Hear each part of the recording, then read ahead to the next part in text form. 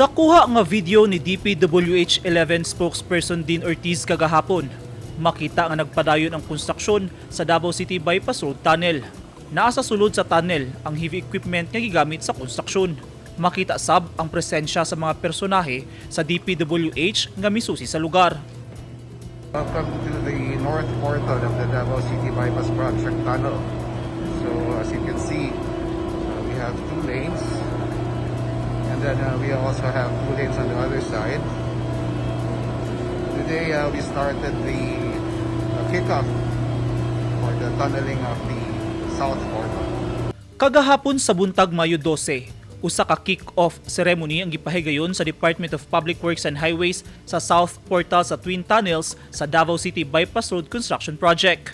Sumala ni Undersecretary ug Build Chief Implementer Emil Sadain sa iyang report kang DPWH Secretary Roger Mercado nga simultaneous ang tunnel boring activities sa North ug South Portals. Hinungdan nga paspas ang konstruksyon sa 2.3 kilometers sa pinakaunang long-distance mountain tunnel sa Pilipinas.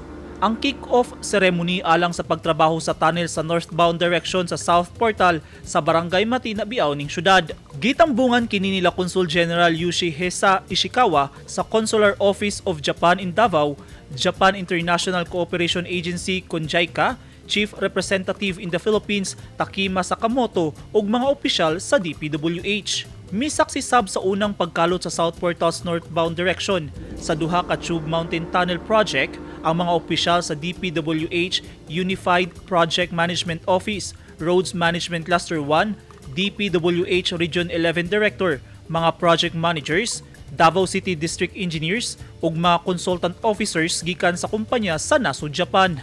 Aron masiguro nga seismic resiliency ang tunnel construction sa South Portal, southbound directions, mismong mga Japanese experts ang midisenyo niini nga gisugdan niadtong Nobyembre 2021 ug Marso ning tuiga. Ang Davao Bypass Construction Project, usa sa mga infra projects ubos sa Build program ni Pangulong Rodrigo Duterte nga giimplementa sa DPWH sa tinguha nga mas mapanubo ang oras sa pagbiyahe gikan sa Turil Davao City ug GP Laurel Panabo City Davao del Norte ngadto sa 49 minutos na lang gikan sa usa ka oras ug 44 minutos. Makatabang sab ang konstruksyon sa bypass road aron mapalambo ang transport logistics ug makunhuran ang traffic congestion sa Davao City Urban Center nga dakong tabang sa economic ug social development sa Mindanao.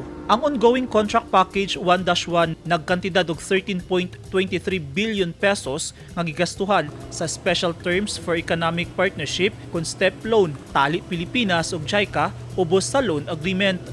Eugene Hinutan, Newsline Philippines, Davao Region. Stay safe.